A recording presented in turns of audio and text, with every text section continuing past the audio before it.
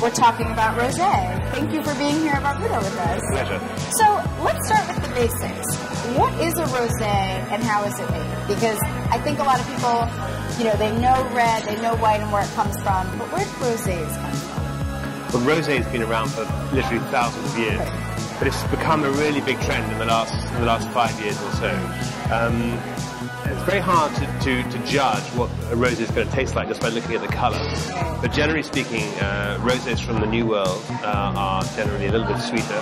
Rosés from Provence are always bone dry. Rosés are made, certainly in Provence, from red grapes. Rather like champagne, it's made from red grapes primarily, and a lot of people don't realise that. But the colour of the fruit inside the grape is generally white. So the colour from the rosé comes from the skin. So we squeeze the grapes and give them a very short time in contact with the skin before we take away the juice and macerate to make the wine.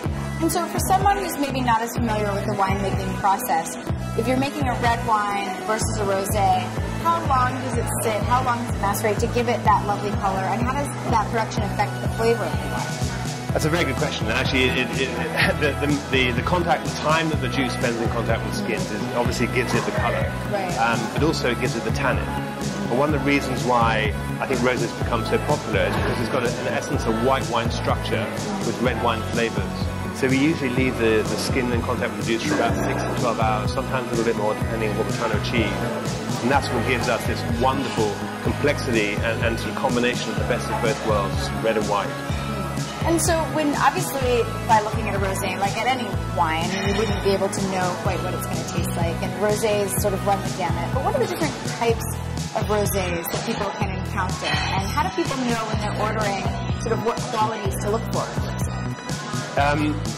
There aren't many rules of thumb. I mean, it used to be very straightforward because there weren't as many rosés. There weren't as many rosés. Exactly. Provence has made rosé since the Greeks were there 600 BC. Yeah. They might know what they're doing. They know what they're doing, and it's the only region in the world that specialises in rosé.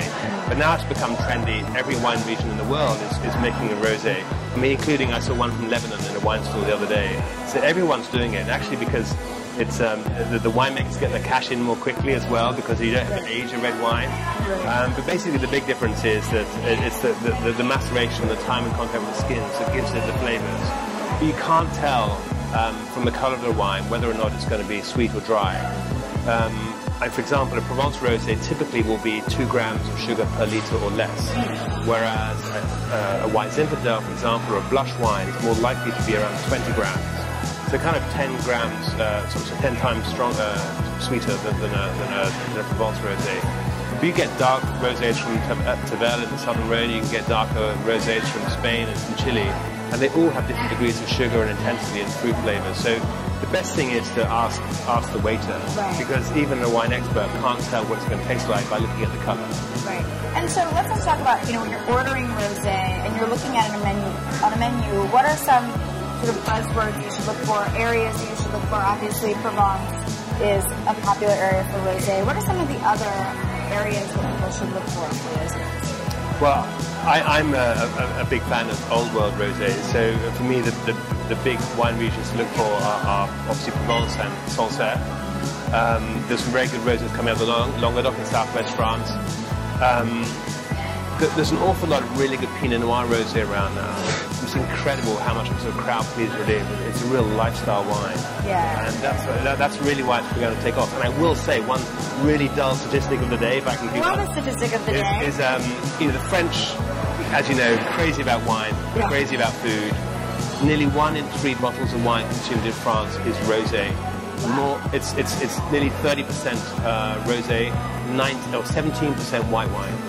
So for the last 20 years, rosé has been a more popular drink in France than white wine. Wow. So we need that in the U.S. too. We certainly do. We need to grow rosé. And why do you think that rosé has grown in popularity so much? Do you think it's because it does pair well with food, or it can kind of, you know, be a little bit stronger than a white wine, or, you know, where do you see that popularity coming from? Or is it just because rosés are wonderful? It's mainly because rosé is fantastic. No, but I think it's because it's such a broad crowd pleaser. It's no longer red or white. I mean, France clearly it's no longer red or white. It's red, white, or rosé. But I think rosé is something that, especially when the sun comes out, it's such a feel-good factor wine. Pairing with food, what does rosé go well with? Especially the types of rosés, the Provence dry rosés. What does it typically pair well with? It depends on the style of the rosé, and that's why I make two styles. One very light, elegant style that's very good with salads, with grilled fish, with some white meats, and I make a slightly darker one which has got it's had more contact on the skin, so it's got some of the red wine characteristics. That means it can go with some slightly heavier foods, roasted chickens and fish with the skin on, and even some red meat. So it's but it's because I think another reason why it's such a popular wine now is because it goes from the aperitif, so from the pre-food drinking to the food. You don't need to think about swapping wines out. You can stick with rosé right through to the cheese course. Wonderful. Well, thank you so much for teaching us this intro to rosé. Really appreciate it. It's been a pleasure. Cheers.